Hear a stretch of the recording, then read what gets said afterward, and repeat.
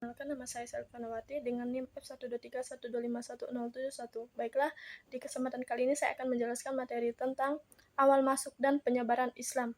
Pada abad ke-7 hingga abad ke-13, Islam mulai dikenal di Nusantara sejak abad ke-7 melalui pedagang Arab yang singgah di pelabuhan.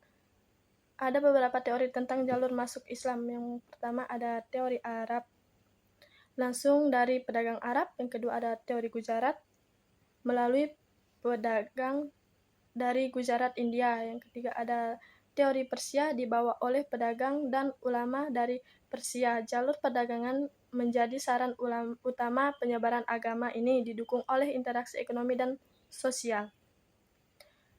Berkembang peran ulama pada abad ke-13 hingga abad ke-14, para ulama mulai aktif menyebarkan ajaran Islam ke berbagai daerah. Muncul tokoh-tokoh besar seperti Sunan Al-Saleh, wafat pada tahun 1297, yang menjadi bukti perkembangan Islam di Samudra Pasai. Berdirinya kerajaan-kerajaan Islam. Samudra Pasai pada tahun 1267, kerajaan Islam pertama yang berkembang pesat di Indonesia. Kesultanan Demak pada tahun 1478, kerajaan Islam besar pertama di Pulau Jawa. Masjid Agung Demak dibangun pada tahun 1479 dan menjadi pusat dakwah serta pemerintahan. Masuknya bangsa Eropa dan perlawanan.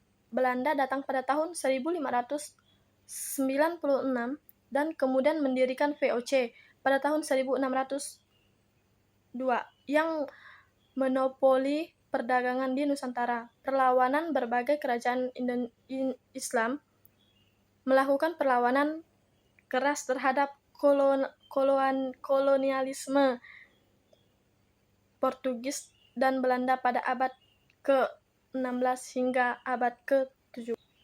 Hingga kini, pengaruh Islam sangat terlihat dalam kehidupan masyarakat Indonesia, antara lain melalui bangunan, contohnya seperti masjid dan istana, adat istiadat dan tradisi, seni bahasa, dan sistem pendidikan. Secara garis besar, materi ini menggambarkan bahwa Islam masuk dan berkembang di Indonesia secara damai melalui jalur perdagangan, perkawinan, dan dakwah, kemudian membentuk kerajaan-kerajaan besar yang memiliki peran penting dalam sejarah, hingga akhirnya menghadapi tantangan dari berbagai bangsa asing. Islam masuk ke Indonesia secara damai melalui jalur perdagangan, dakwah, dan pernikahan.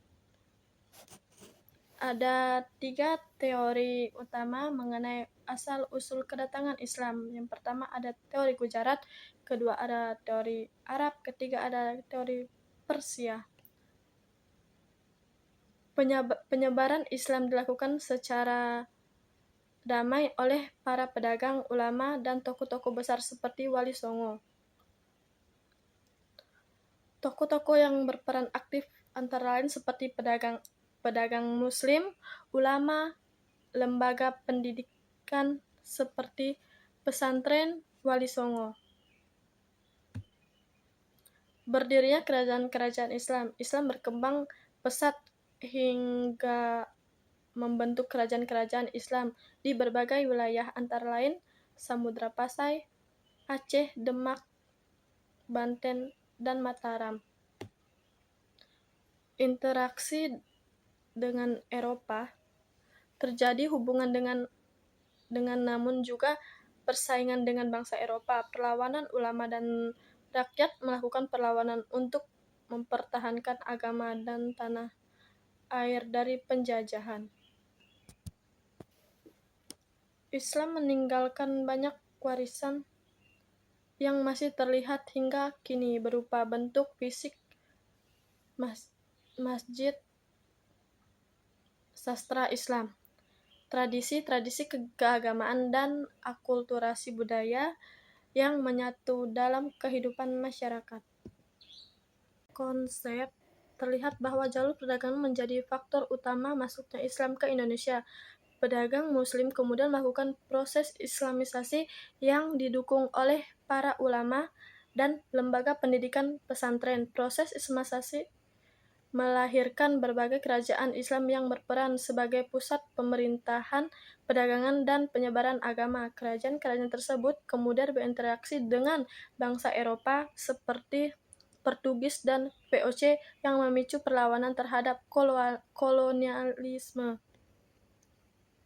Islam juga memberikan pengaruh besar terhadap budaya Indonesia melalui pembangunan masjid, perkembangan sastra Islam, tradisi keagama, serta berbagai bentuk akulturasi budaya.